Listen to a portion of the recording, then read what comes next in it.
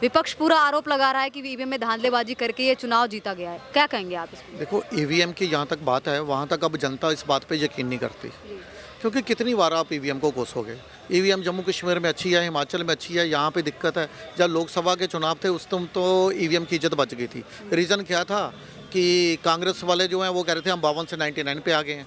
BJP भी खुश थी, चलो भले ही 400 पार नहीं हुए लेकिन मोदी जी तीसरी बारी प्रधानमंत्री बन गए। और इलेक्शन कमिश्नर भी खुश थे कि चलो इस बार ईवीएम की इज्जत बच गई, किसी ने एलिगेशन नहीं लगाया इसके ऊपर। देखिए जो हरियाणा का चुनाव है वो किसके ऊपर चल रहा था? अग्निवीर, किसान, जवान, पहलवान, संविधान, सब मुद्दों पर जनता ने जवाब दे दिया। देखिए वहाँ की जो जनता है, हरियाणा की जो जनता है, ना वो जात पात पे बटी, ना वो फ्री के लालच में आई। देखिए केजरीवाल जो हैं ये क्या कहते थे, मैं हरियाणा का लाल। केजरीवाल जो बन रहे थे हरियाणा का लाल, वहाँ ना बिछा पाए जी अपना फ्री का जाल। वहाँ की जनता ने इनका गाल ऐसा किया लाल कि याद रखेंगे सालों साल केजरीवाल। देखो ये जब कह रहे थे कि यहाँ का बच्चा बच्चा वोट से जवाब देगा, मोदी जी ने मुझे अंदर डाल दिया, अमित शाह जी ने मेरी इंसुलिन रोक ली, और मैं ये जो हरियाणा ये मेरा घर है, मैं हरियाणा का ही, इनकी जो जन्मभूमि है वो हरियाणा है। कहते हैं मैं हरियाणा का लाल हूँ, ये मेरे परिवार के लोग हैं। तो देखिए यदि कोई किसी को पहचानता ना, वो होते हैं उसके परिवार के लोग, उसके घर के लोग। तो उसके घर के लोग जो हैं वो जानते थे कि ये जो है ये बड़ा दुर्त पखंडी नटवर लाल है, ये सदी का सबसे बड़ा राजनीतिक नटवर लाल है। तो जनता ने उसको नकार दिया। अब बात करते हैं कांग्रेस की वो जो गाली वाली आंटी है, क्या नाम है, सुप्रिया श्रीनेत। सुप्रिया श्रीनेत वाली आंटी, हाँ गाली गलौच वाली आंटी करती क्या वो? उनका हमेशा देखना 200 बीपी रहता है उनका। वो क्या बोल रही थी कि मैं लिख के दे सकती हूँ कि बीजेपी की 20 से ज़्यादा सीटें नहीं आ सकती। ये माहौल इस तरह से बना रहे थे कुछ इनके पत्रकार, क्या नाम है उनका, संदीप चौधरी, राजीव रंजन, अभिसार शर्मा, अजीत अंजुम, प्रसून वाजपेयी, वो आशुतोष, योगेंद्र यादव। योगेंद्र यादव तो ये कह रहे थे, कहते हैं मुझे किसी ने ये पूछा कि क्या लग रहा है यहाँ पे किसकी सरकार बनने जा रही है। कहते मैंने उससे बोला कि 3 बड़ी संभावनाएं हैं कि कांग्रेस की सरकार बनने जा रही है हरियाणा में। तो कहते मुझे उसने पूछा ऐसी कौन सी 3 संभावनाएं हैं? कहते मैंने उसे बताया पहली संभावना ये है कि हरियाणा में कांग्रेस की हवा चल रही है, और दूसरी संभावना ये है कि कांग्रेस की हवा नहीं, कांग्रेस की आंधी चल रही है, और तीसरी संभावना ये है कि ना हवा ना आंधी, कांग्रेस की सुनामी चल रही है। वहाँ की जनता ने इनकी हवा निकाल दी, कोई जात पात पे नहीं बटा। देखिए राहुल गांधी क्या सोच रहे थे, इन्हें लग रहा था कि वहाँ पे हमारा एक जाट मुख्यमंत्री उम्मीदवार है। देखिए एक तो इनके 3 बड़े नेता आपस में लड़ रहे थे।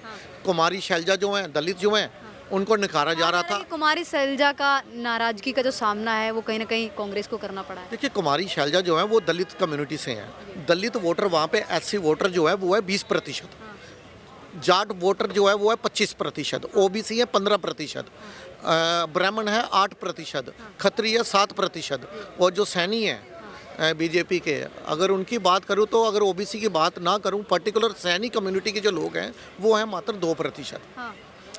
तो जो राहुल गांधी सोच रहे थे कि हमारा जाट लीडर, ये 3 बड़े नेता लड़ रहे थे। शैलजा कुमारी का अपना ग्रुप था, वो रणदीप मुँह सूझे वाला उसका अपना ग्रुप था, और भूपेंद्र सिंह हुड्डा जी का अपना ग्रुप था। ऐसे 3 ग्रुप बने थे जब चुनाव थे पंजाब में विधानसभा के। वहाँ पे भी क्या देखा था आपने, जो नवजोत सिंह सिद्धू है उनका अपना ग्रुप था, कैप्टन अमरिंदर सिंह का अपना ग्रुप था, चन्नी का अपना ग्रुप था। 3 बड़े नेता लड़ रहे थे, उसका फ़ायदा आम आदमी पार्टी ने लिया। यहाँ भी 3 बड़े नेता लड़ रहे थे, लेकिन आम आदमी पार्टी को इसका फ़ायदा नहीं मिला। आम आदमी पार्टी को वहाँ फ़ायदा मिलता है यहाँ पे पहले से ही कांग्रेस की सरकार है। तो लाल बता रहे थे हरियाणा का लाल, मैंने बताया ना, जनता ने उनका गाल किया लाल। ये नहीं भूलेंगे आप केजरीवाल। देखिए ये वहाँ पे जो सिंपैथी वोट लेना चाह रहे थे केजरीवाल, इन्हें नहीं मिला।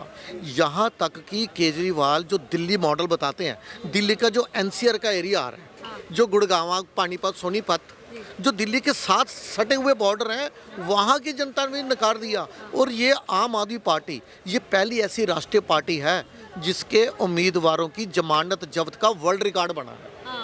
इन्होंने वर्ल्ड रिकॉर्ड बनाया, भी सीट नहीं लेके। देखिए अरविंद केजरीवाल जी के पास वोटों के लिए जनता को चिकनी चुपड़ी बातें करके तथाकथित फ्री के लालच में फांसने के सिवा इनके पास कोई विकास का एजेंडा नहीं है। जो शख्स अपने गुरु को धोखा देकर और अपने बच्चों की झूठी कसम खाकर सत्ता में आया, वो शीश महल बनाकर दिल्ली को लूटने का कार्य किया, उसको जनता अब नकार रही है। देखिए दिल्ली की जनता ने अभी लोकसभा के जो चुनाव थे, जनता ने वोट का वो जेल का जवाब वोट से दिया। जी। देखिए आप कहेंगे कि लोकसभा में पहले भी इनकी सीट 0 थी, अभी 0 है, लेकिन डिफरेंस क्या है, इस बार केजरीवाल जो हैं ये कांग्रेस के साथ मिलकर लड़े और इन्हें 20% वोट भी नहीं आया।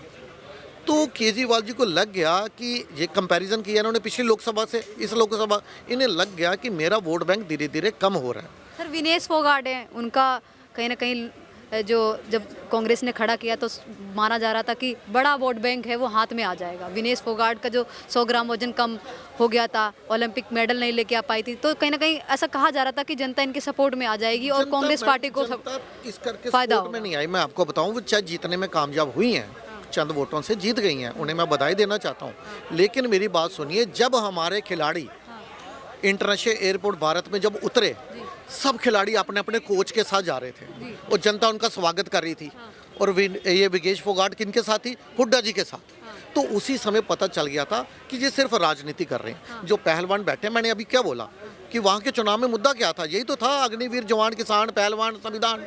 सब पे पता चल गया कि जनता ने अपनी मोहर लगा दी कि जनता जो है वो बीजेपी भाजपा पे ही भरोसा करेगी, क्योंकि बीजेपी जो है वो जाति धर्म की राजनीति नहीं करती, जो राहुल गांधी कर रहे हैं। राहुल गांधी चाहते हैं 20 लगता है ये विनेश फोगाट ने पूरा सीट पाने के लिए और राजनीति में आने के लिए षड्यंत्र रचा। देखिए ये मैं नहीं बोल रहा, अभी 2 दिन पहले 3 दिन पहले ही बबीता फोगाट जो हैं, उनकी जो बड़ी बहन है, उनका बयान सामने आ गया। उन्होंने ही अपने विनेश फोगाट जो हैं, ये किस तरह से ये राजनीति में आना चाहती थी, किस तरह से इनकी रुचि थी, उन्होंने ही बता दिया कि ये जो भी पहलवान धरना दे रहे थे, ये सिर्फ राजनीतिकरण हो रहा था इस चीज़ का और कुछ